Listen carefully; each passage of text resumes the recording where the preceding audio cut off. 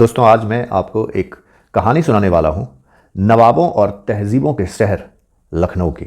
लेकिन नवाबों और तहजीबों वाला ये शहर लखनऊ उस दिन शॉक रह गया जब इसी शहर में अनैतिक रूप से रह रहे एक कपल ने आपस में झगड़े के दौरान दूसरे की हत्या कर दी। ये कहानी है लखनऊ के बीबीडी इलाके की, जहां पे एक कपल सूर्य प्रताप सिंह और वो अपनी वाइफ, लोगों को ऐसा लगता था कि वो उसकी वाइफ है, लेकिन जब कहानी आगे बढ़ेगी तो आपको पता चलेगा कि इस रिश्ते के अंदर का सच क्या था। लेकिन अगर अभी के हिसाब से कहूं तो सूर्य प्रताप सिंह उस सोसाइटी में जो लोग उसे जानते थे उसके हिसाब से अपनी पत्नी रत्ना के साथ रहता था। वैसे सूर्य प्रताप सिंह की उम्र 30 साल के लगभग थी, लेकिन रत्ना की उम्र 43 ईयर्स यानी कि 43 साल थी। लगभग 13 साल सूर्य प्रताप से बड़ी थी उनकी सो कॉल्ड वाइफ। लेकिन जो घटना घटी उसके पहले मैं आपको थोड़ा डिटेल बताऊं कि सूर्य प्रताप जो है वो एक बहुत ही अच्छे परिवार से ताल्लुक़ रखते थे और वो पढ़ने में भी काफ़ी अच्छे थे। उनकी पढ़ाई लिखाई बहुत अच्छी होने के कारण, ब्रिलियंट होने के कारण सोसाइटी में और उनके आस पड़ोस में लोग उनके बारे में जानते थे और वो ये भी जानते थे कि सूर्य प्रताप एक होनहार और ब्रिलियंट स्टूडेंट हैं। तो इसकी वजह से आस पड़ोस के जो लोग होते थे, फैमिलीज होती थी, वो सूर्य प्रताप को इनवाइट करते थे अपने बच्चों को भी गाइड करने के लिए। तो ऐसे में सूर्य प्रताप का आस पड़ोस के घरों में आना जाना होता रहता था और एक सर्टेन टाइम के बाद सूर्य प्रताप ने जब अपनी एजुकेशन पूरी कर ली तो उन्होंने डिसाइड किया कि वो अब इसी एजुकेशन सेक्टर में काम करेंगे। लोगों को पढ़ने पढ़ाने वाला काम वो प्रोफेशनली करना शुरू करेंगे। तो इस दौरान हुआ ये कि सूर्य प्रताप ने आसपास के जो उनके कॉन्टैक्ट्स के लोग थे, उनके फैमिली में जो उनके कॉन्टैक्ट्स के लोग थे और उसके बियॉन्ड भी उनका जो पढ़ाने वाला काम था उन्होंने शुरू कर दिया। और इसी दौरान, इसी क्रम में उसी सोसाइटी में दूर रत्ना नाम की एक महिला अपने हस्बैंड के साथ रहती थी।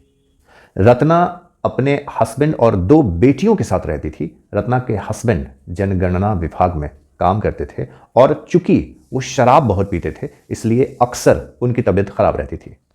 अब कहा जाता है कि रत्ना अपने 2 बेटियों को पढ़ाने के लिए किसी तरह सूर्य प्रताप को कांटेक्ट करती है और सूर्य प्रताप रत्ना की दोनों बेटियों को पढ़ाने के लिए अग्री हो जाते हैं। इसी दौरान सूर्य प्रताप का रत्ना के घर आना जाना शुरू हो जाता है और कहा जाता है कि इसी आने जाने के दौरान उनका कांटेक्ट रत्ना से हुआ। लेकिन ये जो रत्ना के हस्बैंड थे वो हमेशा शराब पीने की वजह से बीमार रहते थे और उनकी तबीयत दिन ब दिन खराब होती जा रही थी। कहानी में ट्विस्ट तब आया जब एक दिन रत्ना के हस्बैंड गुजर गए और उसके बाद भी सूर्य प्रताप का रत्ना के घर आना जाना उनकी बेटियों को पढ़ाने को लेकर जारी था। अब कुछ लोग कहते हैं कि कुछ ही समय बीतने के बाद, चूंकि रत्ना के हस्बैंड गुजर चुके थे, तो रत्ना को एक सहारा चाहिए था, कोई चाहिए था जो उसके सुख दुख का साथी बने, जिससे वो चीज़ें शेयर करे। और चूंकि रत्ना जब उनके हस्बैंड गुजरे थे तो उन्हें बहुत सारा कैश मिला था, क्योंकि उनके हस्बैंड सरकारी नौकरी में थे। तो उनका जो रिटायरमेंट का पैसा होता है और जो उनकी सैलरीज वगैरह ड्यूज थी, वो सारी चीज़ें रत्ना को मिली। तो उससे रत्ना को फिनेंशियल स्टेबिलिटी तो मिल गई, लेकिन being a human being Ratna को एक कोई ऐसा व्यक्ति चाहिए था जिसके साथ वो अपनी सारी चीज़ें शेयर कर सके। अब चूंकि सूर्य प्रताप रत्ना के यहाँ आते जाते थे तो कहा जाता है कि इन लोगों की धीरे धीरे नज़दीकियां बढ़ने लगी और इन दोनों में फ्रेंडशिप हो गई। अब लोगों को भी ये शक नहीं होता था कि सूर्य प्रताप चूंकि रत्ना के बेटियों को पढ़ाने के लिए जाया करते थे तो उन्हें ऐसा लगता था कि ये नॉर्मल है, पढ़ाने के लिए आते जाते हैं। लेकिन सूर्य प्रताप की दोस्ती रत्ना से काफ़ी गहरी हो गई और कहा जाता है कि धीरे धीरे ये दोस्ती प्यार में बदल गई और दोनों एक दूसरे के साथ रहने के लिए अग्री हो गए। क्योंकि इसके लिए उन्हें अलग से कुछ करना नहीं था। ट्यूशन पढ़ाने के बहाने सूर्य प्रताप उनके घर आया जाया करते थे तो उनका मिलना जुलना सब कुछ होता रहता था। लेकिन एक जब टाइम आया, सूर्य प्रताप की उम्र शादी की होने लगी, तो उनके घर वालों ने दबाव डालना शुरू किया उनकी शादी के लिए। आमतौर पर होता है कि जब आपकी उम्र हो जाती है तो आस पड़ोस के लोग भी कहने लगते हैं, पूछने लगते हैं और फैमिली भी शादी के लिए अपने बच्चों पे दबाव डालना शुरू कर देती है। तो सूर्य प्रताप के पिता ने शादी के लिए जब फोर्स करना शुरू किया और जब दबाव उन पे बढ़ता गया, हालांकि सूर्य प्रताप ने कई बार उनकी बातों को अलग अलग कारणों की वजह से टालना चाहा, टाला, लेकिन जब इस बात को लेकर घर में विवाद होने लगी, झगड़े होने लगे, तो एक दिन सूर्य प्रताप ने क्लियरली अपने घर वालों को रत्ना के बारे में बता दिया। रत्ना के बारे में जैसे ही सूर्य प्रताप ने अपने घर वालों को बताया, सूर्य प्रताप के घर वाले शॉक्ड रह गए, क्योंकि उन्होंने एक्सपेक्ट नहीं किया था कि उनका 30 साल का बेटा 43 साल की एक महिला के साथ संबंध में है और उसके साथ ही अपना जीवन गुजारना चाहता है। सूर्य प्रताप के परिवार वालों ने उन्हें बहुत समझाने की कोशिश की, लेकिन उनकी सारी कोशिशें बेकार हो गई और अंततः उन्हें थक हार के अपने बेटे की मर्जी के आगे झुकना पड़ा। हालांकि उन्होंने इस रिश्ते को कभी स्वीकार नहीं किया, लेकिन इस दौरान डेवलपमेंट ये हुआ कि सूर्य प्रताप ने अपने घर वालों को बता दिया और सूर्य प्रताप और रत्ना दोनों ने मिलकर, चूंकि रत्ना को काफ़ी कैश और वो सब मिला था विभाग से उनके हस्बैंड के मरने के बाद, तो इन लोगों ने एक प्रॉपर्टी खरीदी थी जो सूर्य प्रताप के नाम से ही था। अब चूंकि ये लोग कंफर्टेबल नहीं थे घर वाले के जानने के बाद, तो इन लोगों ने डिसाइड किया कि ये इन सभी से अलग होकर एक घर में शिफ्ट हो जाएंगे जो प्रॉपर्टी उन्होंने खरीदी थी। रत्ना, सूर्य प्रताप और रत्ना की दोनों बेटियां अलग एक फ्लैट में जो उन्होंने खरीदी थी, बनाया था, शिफ्ट हो गए और वहीं रहना शुरू कर दिया।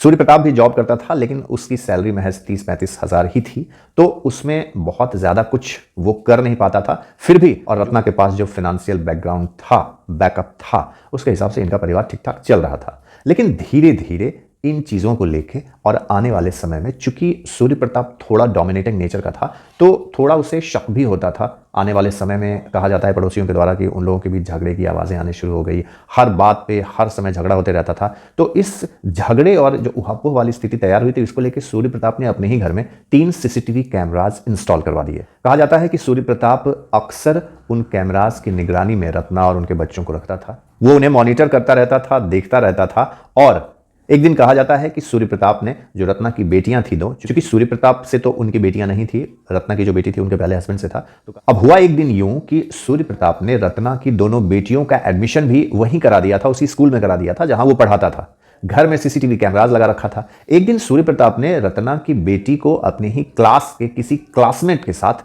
फोटो लेते हुए देखा। इससे सूर्य प्रताप काफी गुस्सा हो गया और घर आने पे अपनी बेटी को खूब पीटा। हालांकि इससे रत्ना काफी नाराज हुई, लेकिन इस घटनाक्रम से रत्ना और सूर्य प्रताप और उनकी बेटियों के बीच का क्लैश काफी गहरा हो गया, बढ़ गया। इस बीच ये भी कहा जाता है कि इन लोगों ने एक कार खरीदी थी जो रत्ना के नाम पे थी। अब सूर्य प्रताप का ईगो इस बात से भी हर्ट हो रहा था, क्योंकि गाड़ी का यूज सूर्य प्रताप ज्यादा कर रहा था, इसलिए उसका ईगो हर्ट होता था। ये गाड़ी उसके नहीं बल्कि रत्ना के नाम से है। इन तमाम क्लैशेस के बीच, चूंकि एक एज का गैप था और अंडरस्टैंडिंग बन नहीं पा रही थी, सूर्य प्रताप काफी डोमिनेटिंग नेचर का था। ये लोग अपने परिवार और सोसाइटी से ऑलमोस्ट कट के रह रहे थे। लोग ये जान रहे थे कि रत्ना और सूर्य प्रताप पति पत्नी हैं, ये इनकी ही 2 बेटियां हैं। जैसा कि मैंने आपको इस एपिसोड की शुरुआत में कहा कि सूर्य प्रताप अपनी पत्नी रत्ना के साथ रह रहे थे, तो लोगों को यही लग रहा था। लेकिन अंदर की बात जो थी, आप जान चुके हैं कि सूर्य प्रताप रत्ना के साथ लिव इन में रह रहे थे, जो कि आज भी इंडियन सोसाइटी में पूरी तरह से मान्य नहीं है। लोग इसको डाइजेस्ट नहीं करते, स्वीकार नहीं करते, और इंडियन कल्चर भी इस तरह का है नहीं कि लिव इन को वो पूरी तरह से एक्सेप्ट कर लें। हालांकि नियम कानून अलग अलग हैं इस देश में कुछ भी करने के लिए, लेकिन अब मसला यहां यह हो गया कि सूर्य प्रताप और रत्ना के बीच में आए दिन झगड़े मारपीट होने लगे। और कहा जाता है कि एक दिन सूर्य प्रताप जब घर आया तो रत्ना की जो सबसे बड़ी बेटी थी उसके कमरे में प्रवेश किया और उससे जबरदस्ती करना शुरू कर दिया। जब रत्ना की बड़ी बेटी ने चीखना चिल्लाना शुरू किया बचाव के लिए, तो दूसरे कमरे में सो रही रत्ना और उसकी छोटी बेटी दौड़ी दौड़ी उसके कमरे में आई। वहां उन्होंने देखा कि सूर्य प्रताप रत्ना की बड़ी बेटी के साथ जबरदस्ती कर रहा है, और उसने आओ देखा न ताओ दौड़ते हुए किचन में गई, चाकू लेकर आई और लगातार सूर्य प्रताप पे वार करना शुरू कर दिया अपनी बेटी की इज्जत आबरू को बचाने के लिए। अब कई लोग ये कहते हैं कि सूर्य प्रताप की नजर दिन ब दिन रत्ना की बड़ी बेटी पर खराब होती गई, और चूंकि एक बार उसने क्लासरूम में उसे किसी के साथ फोटो क्लिक करते देखा था, तो इसीलिए वो आग बबूला हो गया था, क्योंकि वो रत्ना की बड़ी बेटी को किसी और नजर से देखता था, देख रहा था। जब उसके सब्र का बांध टूट गया तो अपने ही घर में अपनी ही सो कॉल्ड बेटी के साथ जोर जबरदस्ती करने लगा। और कोई भी मां जब ऐसा देखेगी तो बट ऑब्वियस है कि वो चुप तो नहीं बैठेगी, और रत्ना ने अपने बेटी की इज्जत बचाने के लिए सूर्य प्रताप का खून कर दिया। पूरी रात वो लोग लाश के साथ ही रहे, लेकिन अगली सुबह खुद पुलिस को फोन करके सारी घटनाक्रम के बारे में बता दिया। और जब पुलिस पहुंची तो रत्ना ने यह कन्फेस किया, सारा मामला बताया कि किस तरह से सूर्य प्रताप उनकी बेटी के साथ गलत व्यवहार कर रहा था, और उसे बचाने के क्रम में ही उन्होंने ये कदम उठाया। हालांकि बाद में सूर्य प्रताप के फैमिलीज ने जो स्टेटमेंट दिया उसके हिसाब से उनका यह कहना था कि उनकी जो प्रॉपर्टी थी उसको लेकर काफी डिस्प्यूट चल रहा था, और चूंकि सूर्य प्रताप की सैलरी इतनी नहीं थी कि वो पूरे परिवार का खर्चा वगैरह चला सके, और धीरे धीरे रत्ना का जो बैंक बैलेंस था वो भी धीरे धीरे स्पेंड हो रहा था, खर्च हो रहा था, तो ऐसे में आर्थिक तंगी के भी लोग शिकार हो रहे थे, जिसकी वजह से आए दिन झगड़े हो रहे थे। लेकिन जो हरकत सूर्य प्रताप ने रत्ना की बड़ी बेटी के साथ किया, उसे किसी ने एक्सपेक्ट नहीं किया था, और ना ही किसी को इस बात का अंदाजा था। दोस्तों, अपने से उम्र में बड़े महिला के साथ रह रहे सूर्य प्रताप के अंदर जो छुपा हुआ इंटेंशन था शायद रत्ना भी उसे नहीं भांप सकी थी, इसीलिए वो उनके साथ रहने के लिए राजी हो गई। दोनों कुछ समय तो राजी खुशी रहे, लेकिन एक दिन सूर्य प्रताप की गंदी नीयत लोगों के सामने आ गई। सूर्य प्रताप जो पढ़ने में इतना होनहार था, स्मार्ट था, लेकिन परिस्थितिवश वो ऐसी सिचुएशंस में इन्वॉल्व होता चला गया, ऐसी घटनाक्रमों का शिकार होता चला गया कि उसकी कीमत उसे अपनी जान देकर गंवानी पड़ी। आप क्या सोचते हैं इस बारे में कमेंट जरूर कीजिएगा। क्या सूर्य प्रताप पूरी तरह से दोषी है इस घटना के लिए, या रत्ना भी उतनी ही जिम्मेदार है? कमेंट जरूर कीजिएगा। वीडियो पसंद आए तो इसे शेयर जरूर कीजिए। चैनल को सब्सक्राइब करना मत भूलिएगा।